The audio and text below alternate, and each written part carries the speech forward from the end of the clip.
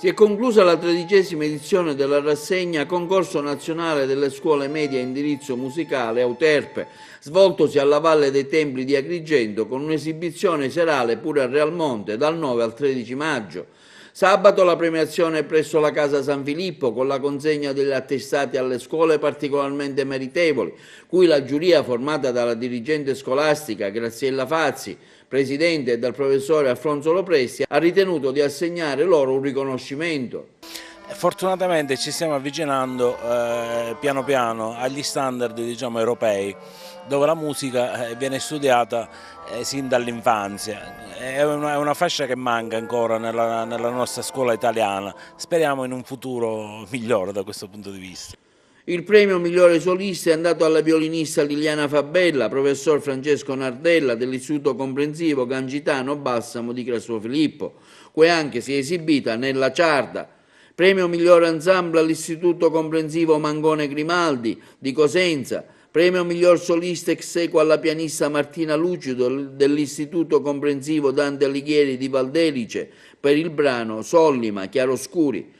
Premio per migliore composizione all'Orchestra Amorello dell'Istituto Comprensivo Ardito Don Bosco di Lamezia Terme.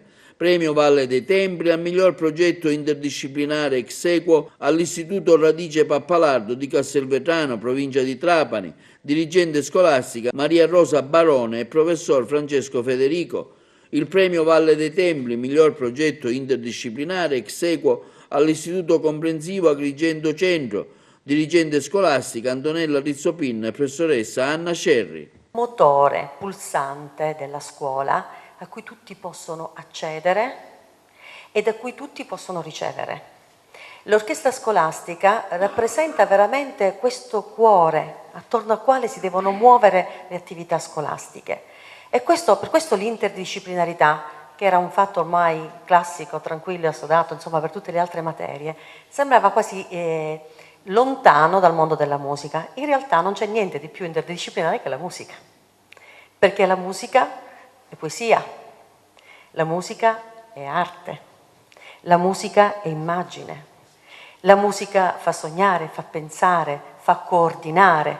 Quindi che cosa se non la musica è interdisciplinare? Per la sua stessa origine. Siamo nella Valle dei Templi, dovremmo andare al mondo greco per ricordarci che cos'era veramente la musica. E allora voler premiare quelle scuole che si spendono per far sì che la musica sia veramente al centro di un'attività curriculare che porta competenze, perché la musica aiuta ad acquisire competenze, significa valorizzare il lavoro unitario di una scuola.